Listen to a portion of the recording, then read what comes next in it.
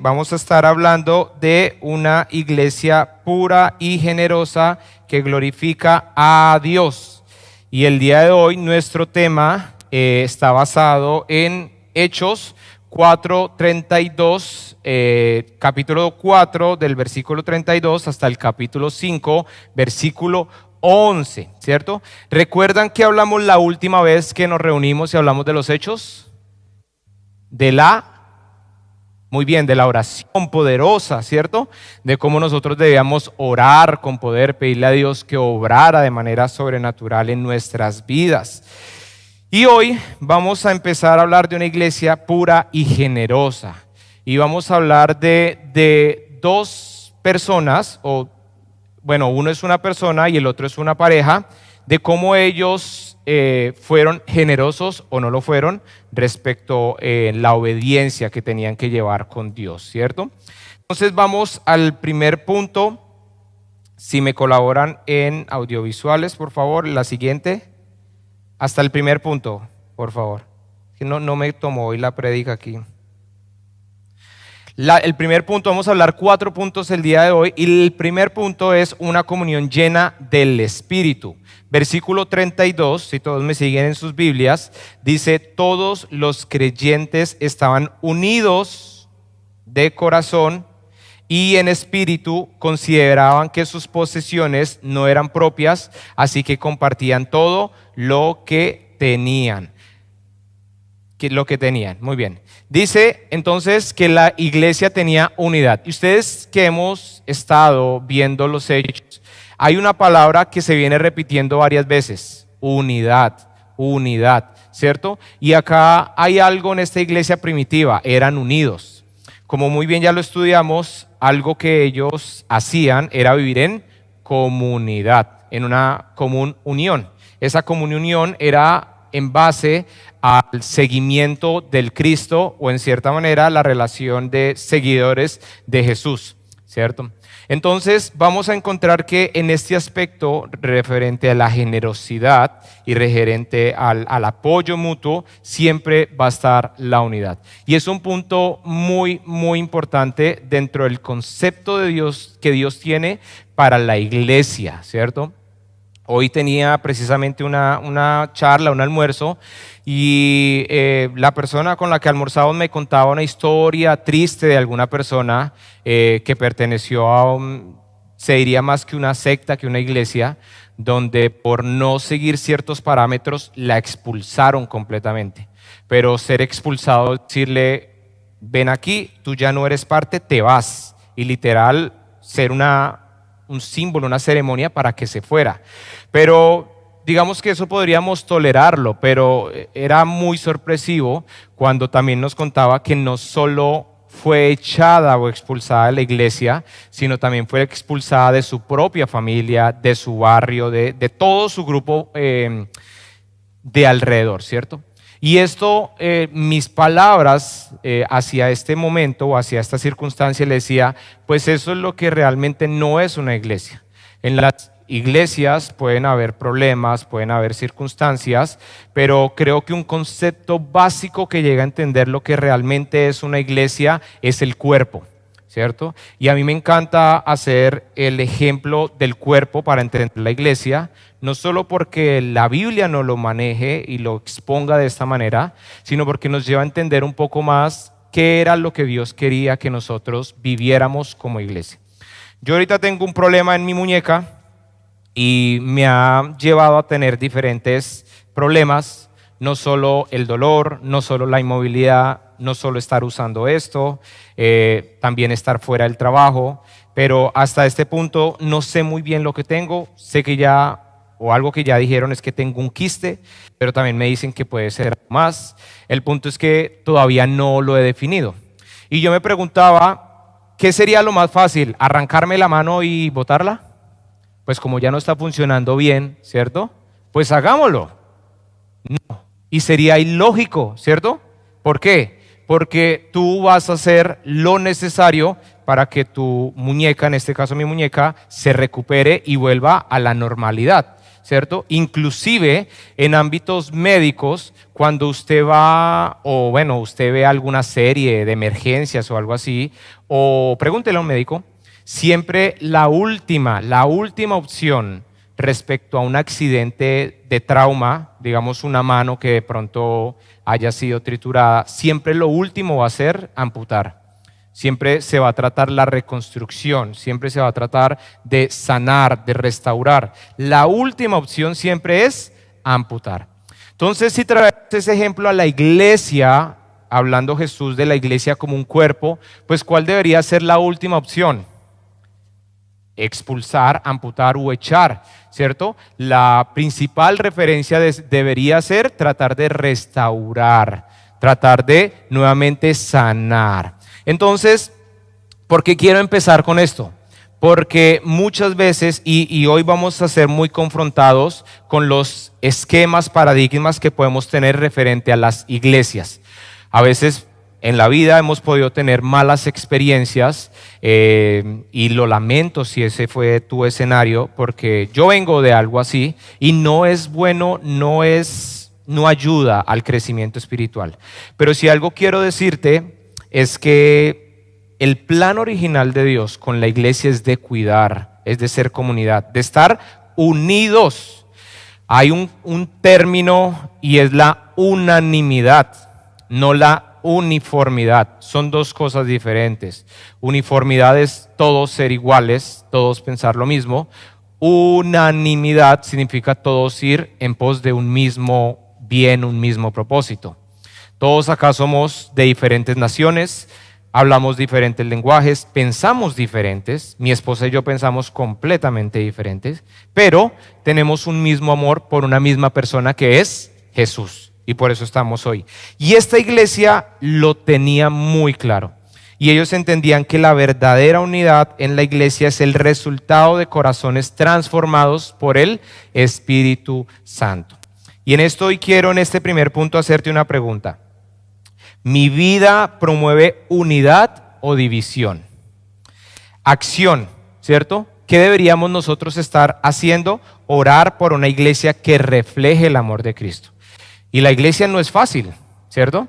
Porque al que no le gusta de la derecha, tal vez le gusta la izquierda. El que le parece algo bonito de la izquierda, el de la derecha dice que no. Hay personas en el centro que dicen, pues ni me importa, porque yo solo voy a recibir la palabra de Dios. Y eso es lo más importante.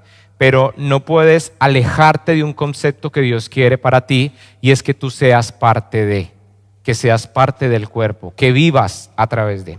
Entonces, este primer punto, ¿cierto? Hace 8 días, Johncito, en su testimonio que nos compartía, nos mencionaba qué tan importante fue para él la iglesia como comunidad en el momento que él tuvo los diferentes problemas en su vida. Entonces, antes de hablar del aspecto principal, quiero que nosotros pensemos de qué manera estamos viendo la iglesia. Porque en hecho nos viene mencionando unidad, unidad, unidad, unidad. Y yo vengo reforzando diciendo cuerpo, cuerpo, cuerpo, pertenece. Y acá es donde tenemos que pedirle a Dios, este primer llamado es a pedirle a Dios a que nos permita ser unánimes, sin importar. Es fácil decir, pero es que pastor, entiéndame, ¿cierto? ¿Cómo podría soportarlo? ¿Cómo podría yo aguantar? ¿Cómo podría yo tolerar?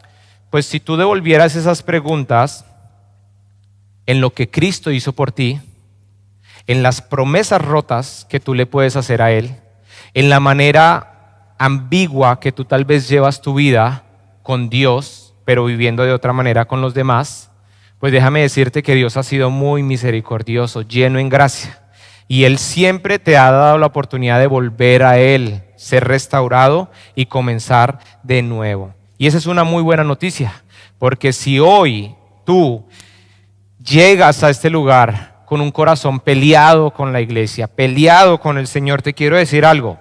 No somos la iglesia perfecta, porque no lo hay. El único perfecto es Jesús. Pero sí te quiero decir algo. Trabajamos para ser una comunidad llena del Espíritu.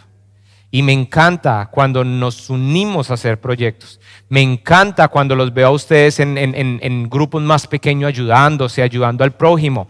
Eso es ser comunidad. Eso es lo que Dios quiere ver. Dios quiere vernos trabajando como uno solo, como un cuerpo. Siguiente punto, vamos a estar hablando de una generosidad nacida del amor. Y vean, las personas que nos acompañan por primera vez, segunda vez o ha venido esporádicamente, no somos una iglesia que nos guste predicar mucho del dinero, ¿cierto? Puede ver los videos y es muy raro, muy esporádico. Pero hoy la prédica es en base al dinero. No por propósito, sino porque va a contar las dos historias de cómo dos personas, en un lado una y en la otra una pareja, cómo fue su corazón respecto a la generosidad o la intención con la que ellos dieron.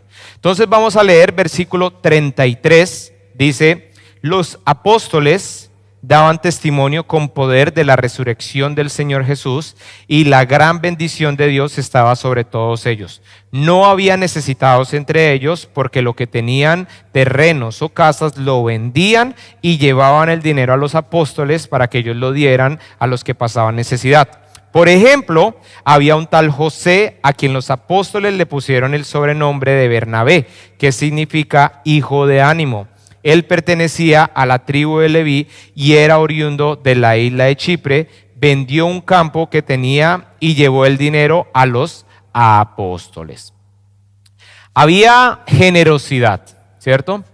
¿Cuál era la acción de cada una de las personas? Vendía todo y lo llevaba a los apóstoles. Le voy a decir una primera cosa, no tiene que vender todo, ni mucho menos traérnoslo. No se preocupe por eso. Esa no es la acción con la cual usted hoy tiene que ser generoso.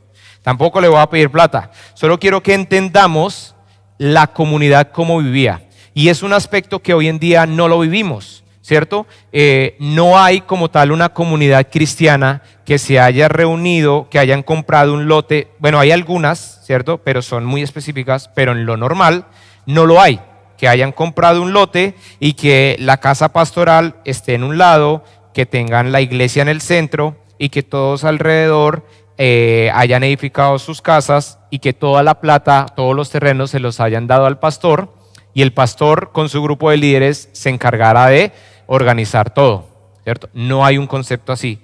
Hay un par, pero déjenme decirles algo, normalmente no son de sana doctrina. ¿Por qué? Porque el amor al dinero es la raíz de todos los males. Y eso lo sabía muy bien el Señor. Pero en este punto, ¿cierto? Había un avivamiento especial del Espíritu Santo. Y toda la gente estaba en esa primera iglesia y todo el mundo estaba contento de dar sus cosas porque estaban viviendo con los apóstoles que eran aquellos quienes habían recibido las enseñanzas directamente de Jesús, ¿cierto? Entonces, hoy no tiene que dar todo, no se preocupe, no es una práctica aplicable al día de hoy, ¿cierto? Pero veamos quién era Bernabé. ¿Ustedes saben quién viene a ser Bernabé más adelante? ¿Recuerdan quién? Silas y Pablo, ¿cierto? Bernabé es el hombre o llega a ser uno de los líderes principales de esta iglesia primitiva, pero llega a ser el gran colaborador o el gran guerrero junto a Pablo. Ellos van a la primera misión, Bernabé es quien lo está acompañando o lo presenta después de que Saulo tiene esta conversión y se encarga de guiarlo y prácticamente de presentarlo a los apóstoles cuando él ya se ha convertido. O sea, que Bernabé se convierte en un gran líder. Pero ¿cuál era la perspectiva de Bernabé respecto al dar? Él lo dio sin preguntar, sin decir, simplemente lo vendió y lo dio. Y acá, más allá del dinero, lo que yo quiero es que veamos las intenciones del corazón. Cuando uno ve más atrás, el Señor Jesús estaba con el hijo rico que practicaba todas las cosas, tenía muchas posesiones y vino a Jesús y le dijo, Señor Jesús, yo sigo todos los mandamientos. ¿Qué debo hacer para alcanzar la vida eterna? Y el Señor Jesús le dice, haz esto, ya lo hago, haz esto, ya lo hago. ¿Qué es la última cosa que le dice? Coge todas tus posesiones, véndelas y cuando tengas el dinero, dalo a los pobres. Dice la palabra de Dios que este hombre se entristeció y que se volvió a su casa. ¿Por qué? Porque sabía cuánto valía. ¿Qué hizo Bernabé? Vendió sus terrenos, vendió sus propiedades y las dio a los pobres. Pero acá hay un punto muy importante. Cuando tú tienes un iPad y tú le dices, Richie, yo te regalo mi iPad, pues al fin y al cabo era un activo suyo y usted tal vez no era consciente qué tanto podía valer. Cuando yo vendo mi iPad y consigo $1,000, ya tengo un valor y es mucho peor, porque ya significa que le voy a dar $1,000. Debemos ver cómo Bernabé fue un claro ejemplo de generosidad.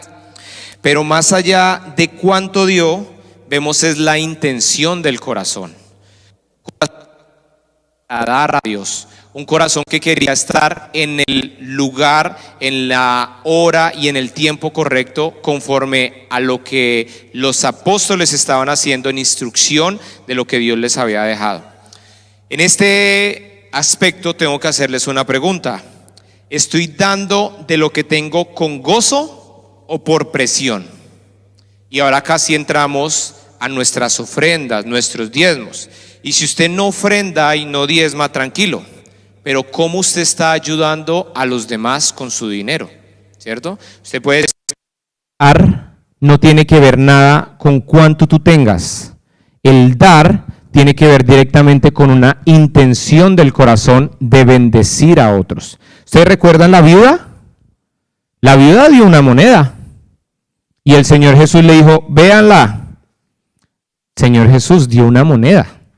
¿Cómo crees que una moneda va a ser más de los que acabaron de pasar y dar cientos, miles? Porque ella dio todo lo que tenía. Entonces, tenemos que preguntarnos realmente con qué intención nosotros estamos dando. Y si no estamos dando, ¿por qué no lo estamos haciendo? Yo creo fielmente que el Señor nos habla. Y todos en algún momento el Señor nos ha hablado de dar. Que hagamos caso omiso, está bien para ti, está bien para mí, para Dios lo está.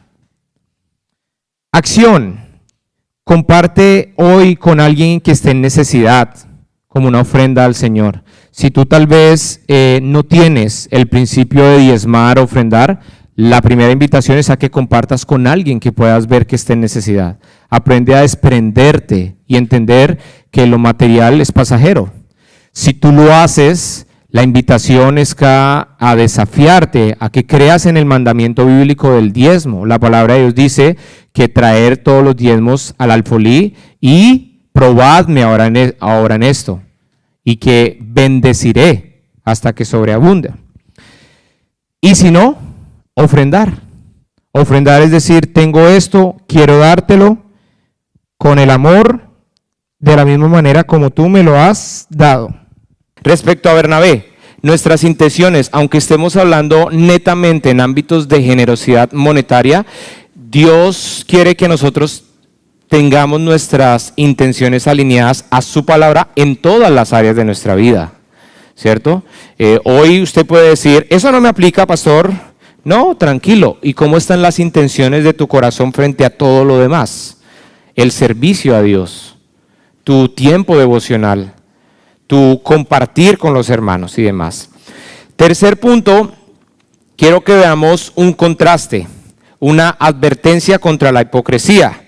Dice capítulo 5, había cierto hombre llamado Ananías, quien junto con su esposa Zafira vendió una propiedad y llevó solo una parte del dinero a los apóstoles, pero afirmó que era la suma total de la venta. Con el consentimiento de su esposa, se quedó con el resto. Entonces Pedro le dijo, Ananías, ¿por qué has permitido que Satanás llenara tu corazón? Le mentiste al Espíritu Santo y te quedaste con una parte del dinero. La decisión de vender o no la propiedad fue tuya. Y después de venderla, el dinero también era tuyo para regalarlo o no. ¿Cómo pudiste hacer algo así? No nos mentiste a nosotros, sino a Dios. Siguiente, creo que ahí está el siguiente, sí. En cuanto Ananías oyó estas palabras, cayó al suelo y murió. Todos los que se enteraron de lo sucedido quedaron aterrados, pues unos muchachos se levantaron y lo envolvieron en una sábana, lo sacaron y lo enterraron. Como 3 horas más tarde entró su esposa sin saber lo que había pasado. Pedro le preguntó: ¿fue este todo el dinero que tú y tu esposo recibieron por la venta de su terreno? Sí, contestó ella, ese fue el precio. Y Pedro le dijo: ¿cómo pudieron ustedes dos siquiera pensar en conspirar para poner a prueba al Espíritu del Señor de esta manera? Los jóvenes que enterraron a tu esposo están justo afuera de la puerta, ellos también te sacarán cargando a ti. Al instante ella cayó al suelo y murió. Cuando los jóvenes entraron y vieron que estaba muerta, la sacaron y la enterraron al lado de su esposo. ¿Qué acabamos de ver? Un hombre que dio todo con las mejores intenciones. Él lo que había propuesto lo hizo y lo entregó. ¿Qué llegó a alcanzar en la iglesia? Ser uno de los líderes fieles junto a Pablo, ¿cierto? Ahora en el otro lado tenemos a Ananías y a Zafira. Y a mí me causa mucha impresión de que Pedro le diga: ¿quién le dijo que lo vendiera? Usted lo vendió. ¿Quién le dijo que lo regalara? Usted lo decidió. ¿Quién fue el que dispuso darlo? Usted lo decidió, ¿cierto? Entonces, a mí me causa mucha impresión porque muchas veces no somos capaces de sostener nuestra palabra a Dios y después de alguna manera procuramos justificarnos creyendo que nos zafamos de la responsabilidad en los compromisos con Dios. ¿Me explico? Tú le haces una promesa a Dios y después dice: así no era, más o menos. De pronto me dejé influenciar por el pastor, me dejé influenciar por fulanito. Y resulta que no nos damos cuenta de que nadie puede burlarse de Dios. Y acá Ananías y Zafira dijeron: vamos a decir que trajimos todo, nos vamos a mostrar como dadores. ¿Vendieron todo? Vendimos todo. No le mientas al Espíritu Santo, no le mientas a Dios. Gálatas 6:7 dice: no se dejen engañar, nadie puede burlarse de la justicia de Dios. Siempre se cosecha lo que se siembra. Dios ama tanto a su iglesia que no tolerará el pecado oculto ni la falsedad espiritual. Uniendo lo que decía del ejemplo que iba a decir anteriormente, lo traigo acá. Me recuerdo hace 6-7 años empezando acá el ministerio. Yo vine con mi maleta de Melbourne, cargada de muchas ilusiones, con una inocencia de empezar el ministerio, ¿cierto? Y yo empezaba a tener una cercanía con cada persona que me permitía ir, presentar el evangelio, ayudarles. Nunca se me va a olvidar una muchacha, tenía, 20 años, era muy joven. Y ella empezó a entregar y cada día más y cada día más. Y llegó un punto en el que me dijo, Cris, ayúdeme a orar por un trabajo. Y yo le prometo que cuando yo tenga mi trabajo, el primer diezmo se lo voy a dar. Y eso fue hablado. Y yo le dije, bueno, pero pues igual tranquila, no hay problema, paso a paso. No, es así. El diezmo, yo le dije, pero usted sabe lo que es el diezmo, ¿cierto? 10%. Sí, porque Dios se lo merece si Él me da ese trabajo. Dije, bueno, si a usted le parece, oremos. Ore usted. Padre, gracias, yo te pido que me des un trabajo. Y cuando me des ese trabajo, yo te prometo que te voy a dar el 10% de mi salario. Yo, bueno, gloria a Dios, inocentemente, o sea, en serio, iglesia, inocentemente. Yo, cuando consiguió trabajo, y un buen trabajo, Y llego después y bueno, ¿qué más? No, contento. Va. Y empieza a pasar el tiempo y no había un ingreso, nada. Y yo decía, ¿qué hago?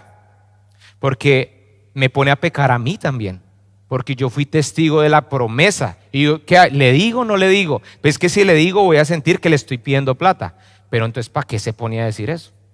Y Dios me dio la sabiduría y le resulté diciendo como, fulanita, ¿y tú cómo vas con la promesa que le hiciste al Señor? ¿Te acuerdas? ¿Cierto? Ay, sí, no, es que no me ha quedado plata, no me ha quedado tiempo. Yo, bueno, no, está bien, como te quede bien. Sí, no, pues por acá tengo algo, pum, $5, $10, pero ella ganaba mucho más, o sea, thousands. ¿Qué hace uno? Yo le dije que diezmara, yo le dije que lo diera, yo le dije que lo prometiera, no lo hice. Desde ahí, cada vez que me piden un trabajo y me ponen así, yo le digo, no me haga esas cláusulas que a mí es el que me mete en un problema. Porque yo después, si le llego a decir a usted, uy, el pastor solo pensando en plata. No, no me haga eso, no me haga ese daño. Haga su oración y si usted quiere dar, dela. Porque acá lo más importante, de Dios nadie se puede burlar. Vea, no le dé el diezmo, no lo haga, ¿cierto? Yo le decía, ya después reflexionando con mi esposa, que yo me desahogaba con ella. No lo dé. Y es que esta iglesia depende de Dios. Y cada vez que mi esposa y yo vamos de pronto estando más en la iglesia y empezando a recibir, porque empezamos a trabajar para la iglesia, yo una de las cosas que hablo con Richie, que es el financiero, le digo, usted solo deme esta parte y nada más. Lo que quedamos según la mesa de trabajo, porque yo no quiero después que mi corazón se corrompa por eso. Mi proveedor debe ser el Señor. Y en todo este tiempo nunca ha faltado mi diezmo en la casa del Señor, dando ejemplo. Llegará un día en que mi diezmo será parte de mi salario de parte de la iglesia. Pero es mi bendición. Esa es mi honra a Dios. Si usted no lo hace, no lo haga. Pero déjeme decirle algo. Cada vez que usted dice, la próxima vez sí lo voy a hacer. Es que Dios sabe que no tengo un peso. Yo le creo. Pero Dios sí sabe todo. Dios sí sabe que tal vez lo que usted tenía para diezmar se lo está gastando en cositas, mecateando, ¿cierto? Que se lo mecatee, pero ¿y si no es, si es algo que antes va en contra del Señor? Ojo, porque usted puede estar diezmando, pero tal vez no está diezmando al Señor, está diezmando es al mundo, y ahí sí no hay problema, ¿cierto? No hay problema, pero usted entonces dígale al Señor, Señor, no tengo un peso. Ay, ¿no tenés un peso? ¿En serio no tiene 10 pesos? Mírame. Bueno, yo le creo. Y es más, he estado en situaciones donde yo digo, no importa, veo tu necesidad, yo te bendigo. ¿Por qué? Porque es mi bendición. Porque uno cosecha lo que siembra. Y el Señor más adelante lo sembrará en mi vida. Pregunta, ¿estoy aparentando espiritualidad sin una entrega verdadera? Porque este es el aspecto. Ananías y Zafira lo que hacían era aparentar. ¿Se acuerdan qué hizo Bernabé? Bernabé dio y no le importó, vendió sus cosas y la dio y punto. Pare de contar. Pero ¿por qué ellos tenían la intención de dar más? Porque a veces nosotros hablamos más de lo que verdaderamente hacemos. Porque tratamos de mostrarnos espirituales, ¿cierto? Ustedes dirán, uy, el pastor se ve muy espiritual usando blazer. El blazer de la unción, ¿cierto? O sea, si me vengo con blazer, con zapatillas, a mí lo que más me importa y lucho cada día es que mi corazón esté alineado con el de Dios. Y eso me implica muchas veces arrepentirme, pedir perdón, decir, Señor, ayúdame. O me llevas o me voy. Voy a invitar a José para que me acompañe en el piano.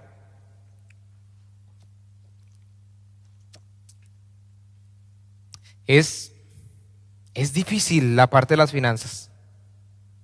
Pero mi amada iglesia, sonía el pastor Carlos,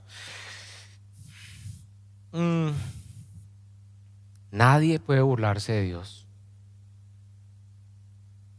Y vean, yo soy el primero en pararme y decir que muchas veces he sido un hipócrita. Y les voy a contar un poco más de mi corazón. Hubo un momento cuando de pronto la iglesia, al principio uno de pastor casi siempre le toca sacar de su bolsillo y pagar todo. Pague, ¿cierto? Y bajo la antigua administración más aún, porque no daban mucho dinero para ciertas cosas. Saque, pague. Cuando empezamos a dejar que la iglesia cubriera ciertas cosas, yo les tengo que ser sincero que llegó un punto en el que yo decía que la iglesia cubra. Pues yo al fin y al cabo doy mi diezmo. Pero ¿por qué ofrendar si al fin y al cabo yo varios años estuve dando? Que la iglesia cubra. Seguir ofrendando, no. Al fin y al cabo no me están pagando, no tengo un salario. Que la iglesia cubra. Que cubran. Y llegó un punto, no fue hace mucho, póngale hace un año, les soy sincero, donde el Señor me decía que la iglesia cubra, sí. ¿Y es que acaso yo no te bendigo sobreabundantemente como para que tú me des más? Tú me honras con tus diezmos, está bien. ¿Pero acaso no he sido fiel cuando no has tenido nada? ¿Acaso no he estado para ti cuando nadie te socorría? ¿Por qué has dependido de la institución y has dejado de depender de mí? Y yo decía, sí, porque cuando yo ofrendaba, no es porque tuviera mucha plata. Yo ofrendaba porque sabía que mi Dios me supliría. Y yo dije, no más. Y hablé con mi esposa. Igual mi esposa no es la encargada de las finanzas, soy yo, pero la dejé saber, le dije, vamos a volver a ofrendar. No importa que la iglesia nos dé o no nos dé, vamos a ofrendar. Y desde ahí hemos estado en la práctica de ofrendar, aparte del diezmo. Y no le estoy diciendo, usted no tiene que diezmar, usted no tiene que ofrendar, usted tiene que hacer lo que Dios le está diciendo que haga. Si Dios ha puesto en tu corazón de dar el diezmo, dalo. De ofrendar, ofrenda. De ayudar al necesitado, ayuda. ¿Cuántos no tienen en su familia? Vean, y esto me costó mucho, honrar a mis papás con una cuota mensual. María tenía eso muy claro, yo no. Honrar a mis papás. Y en todo ese momento que les estoy hablando, todo eso tuvo que entrar. No, a mis papás les vamos a dar, a mis suegros les vamos a dar, a la abuela, ¿cierto? ¿Por qué? Porque Dios ha sido bueno. Y si usted dice, es que no tengo tanto, la gracia, la misericordia de Dios nunca tendrá un valor y un precio suficiente en esta vida. Nunca. Y tú no sabes Dios cómo quiere usar tu vida para ser de bendición en otro. Y mientras tú más atesores algo, más te vas a perder de la bendición de Dios para ti.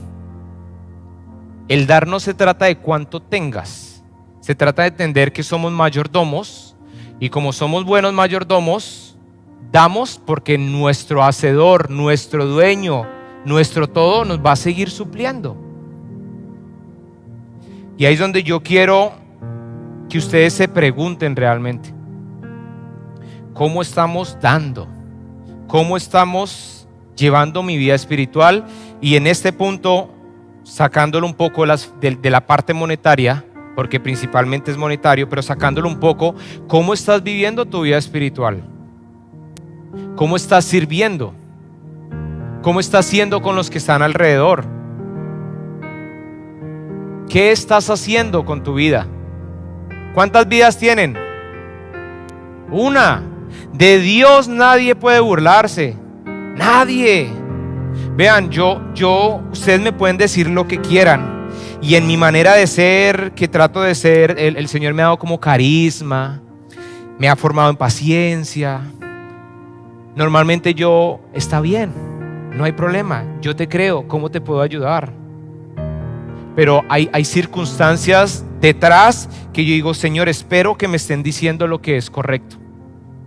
Porque que me mientan a mí, soy uno más, pero que te mientan a ti, no saben el daño que se están haciendo. Y el último punto, el temor santo que produce reverencia.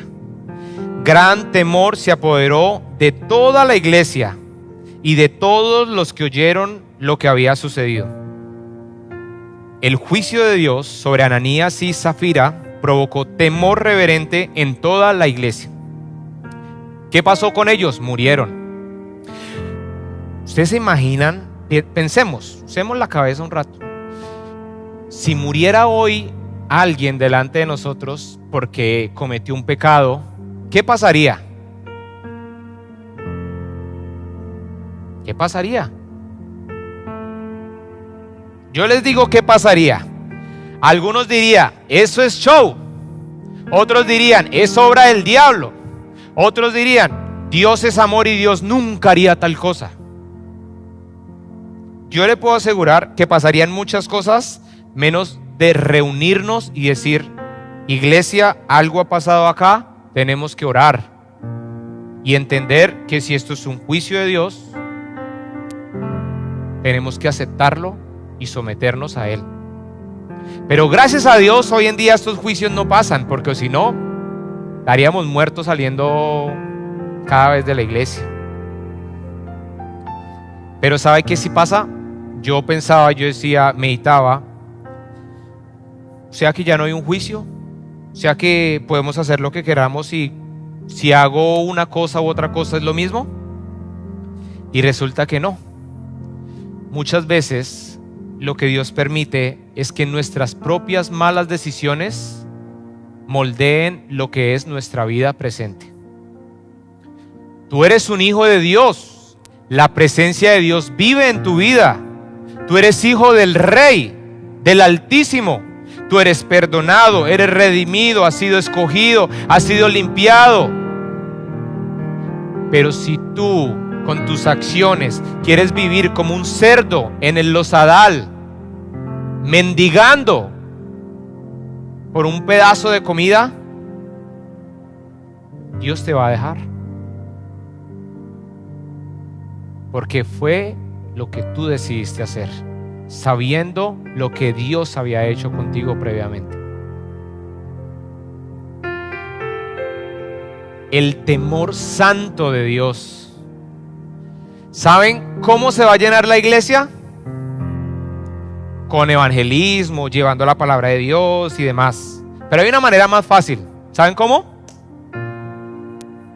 ¿Sí saben cómo o no saben cómo?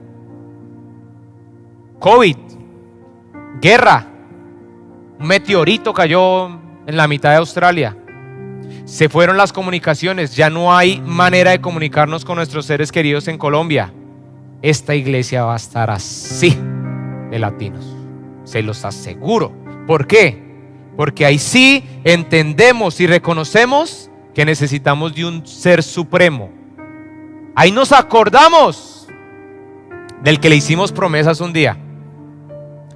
Tú que estás. Y vean, que venga, que vaya gente, a mí me duele cuando se van, porque sé cómo es el mundo de agresivo y sé cómo te ilusiona y después te lleva a vivir en sufrimiento y en error. Pero lo que más me duele es que cada día la persona tenga una concepción errónea de lo que es Dios. Que tú te vayas creyendo que estás en la relación correcta cuando no lo estás. Que nunca puedas ver y entender en la anchura, en la amplitud, el amor de Dios hacia cada uno de nosotros. Eso es lo que más me duele. Que una persona venga y se conforme con una bendición. Dios es amplio en bendiciones, rico en bendiciones, pero tiene mucho más para tu vida. Y los que hemos llevado procesos largos, difíciles, yo hoy en día me pregunto, ¿qué sería de mi vida? Como la canción, ¿qué sería de mi vida si tú no me hubieras encontrado? ¿Qué sería de mi vida en muchos de los procesos que he tenido que vivir? estaría tal vez metido en alcohol, drogas, no tendría la mujer maravillosa que tengo en mi vida. Pregunta: ¿he perdido el temor reverente ante la santidad de Dios? ¿He olvidado quién es el Dios que creó todos los cielos, la tierra y todo lo que vemos? He pensado que si el pastor no me ve, que si un líder no me ve, que si en la iglesia me comporto pero fuera nadie me está viendo, entonces estoy bien. Pues hoy quiero que sepas una cosa: Dios te ve donde sea que tú estés. Allí donde tú estás con el pecado, allí Dios está, y allí Dios te está viendo. Allí donde tú dices: ay, engañé al pastor, a Dios no lo pueden engañar, no lo vas a engañar. Pero quiero que sepas una buena noticia: Dios es tan hermoso que Él te da la oportunidad de volver a Él con un corazón rendido a Él. Si tú abres tu vida y le dices una vez más, las veces que sean necesarias: Señor, me arrepiento, rinde tu corazón y busca vivir con integridad delante de Dios y delante de los hombres. Busca agradar a Dios primeramente, antes que agradar a cualquier otra persona. Porque Dios te ha dado el regalo más precioso, que es la salvación. Y estamos hablando de la vida eterna. Esta vida va a pasar. Y mi deseo es que cada uno pase los 70 años. Pero ¿qué son 70 años con una eternidad? Si 70 años se nos hace largo, ¿cómo será una eternidad? Vamos a colocarnos de pie para orar. Y hoy quiero que... he tocado varios temas. No sé en dónde Dios está hoy tocando tu corazón, está tocando tu vida. No sé qué tanto has tenido que luchar para llegar hasta aquí. No sé qué tanto y qué tan duro ha sido tu proceso en las últimas semanas, en los últimos meses. Pero si algo estoy seguro y quiero que tú sepas, es que Dios te ama y te ha traído con un propósito de bien y no de mal. Si algo quiero que hoy tú entiendas, es que Dios no ha traído tu vida para juzgarte. Dios ha traído para mostrarte su amor, su gracia y su misericordia. Por eso inclina tu rostro y levántale a Él esta oración. Dile: Señor, te doy gracias por la vida que me diste. Gracias por tu amor. Gracias porque tú moriste en esa cruz por mí. Y si tal vez hoy es la primera vez que tú asistes, la primera vez que tú sientes que Dios está tocando tu vida, que tal vez este mensaje está llegando más profundo, hoy tú dile: Señor, quiero que tú seas mi Rey, quiero que tú seas mi Salvador. Reconozco que soy pecador, reconozco que he fallado, reconozco que me he alejado de ti, reconozco que he corrido fuera de tu presencia, pero hoy quiero volver a ti. Y hoy reconozco que eres mi Señor, mi Salvador. Te pido que entres a mi vida, te pido que hagas de mí la persona que tú quieres que yo sea, y te pido que hoy me aceptes y me permitas vivir en esa relación de padre e hijo que tú quieres que tengamos. Y si tú tal vez por otro aspecto has venido aparentando que todo está bien, has venido tal vez señalando, mostrando dónde están los errores, te has sentado en una silla de escarnecedor, en una silla de juicio, aunque Dios tiene toda la autoridad para juzgarte y declarar juicio sobre tu vida, Él te mira con ojos de gracia y de amor. Y hoy Él te perdona. Aunque tú vengas a Él, ponte de rodillas y dile: Señor, me rindo delante tuyo. Te pido perdón porque nunca debí irme de casa. Pero hoy el Padre te recibe nuevamente. Y hoy dile: quiero ser íntegro, Señor. Quiero que mi sí sea porque sí lo quise y mi no porque no lo quise. Quiero que mi relación sea lo más importante antes que una religión, antes que una apariencia, Señor. Padre, hoy quiero ser uno solo contigo y quiero vivir en las verdades de tu palabra, Señor. Y si hoy tú has perdido la reverencia a Dios, la santidad, has llevado el cuerpo, ese lugar que es templo del Espíritu Santo, lo has llevado a cualquier lugar. Has tomado esos ojos para ver cualquier cosa. Has tomado tus manos para tocar cualquier cosa. Has llevado o has caminado con tus pies para estar en lugares que sean no dignos de representar la presencia de Dios. Hoy dile: perdón, Señor. Perdón porque he fallado a tu santidad, a tu reverencia, Señor. He olvidado quién eres tú en mi vida. He corrido lejos de ti, pero hoy, Señor, quiero volver a ti. Quiero estar en la relación correcta contigo, Señor. Hoy abre tus manos, hijo, hija de Dios, y dile: Señor, quiero estar junto a ti. No por lo que suceda al alrededor, no por una situación específica, porque quiero que yo sea tu amado como tú eres el mío. Y de esta manera, hoy abre tu corazón, hija, hijo de Dios, y dale gracias a Él, porque Él te permite volver a casa. Porque sin importar cuántas promesas rotas, cuántas veces tú hayas tratado de aparentar, Él conoce tu corazón. Y hoy tu expresión, tu confesión te permite volver nuevamente a Él.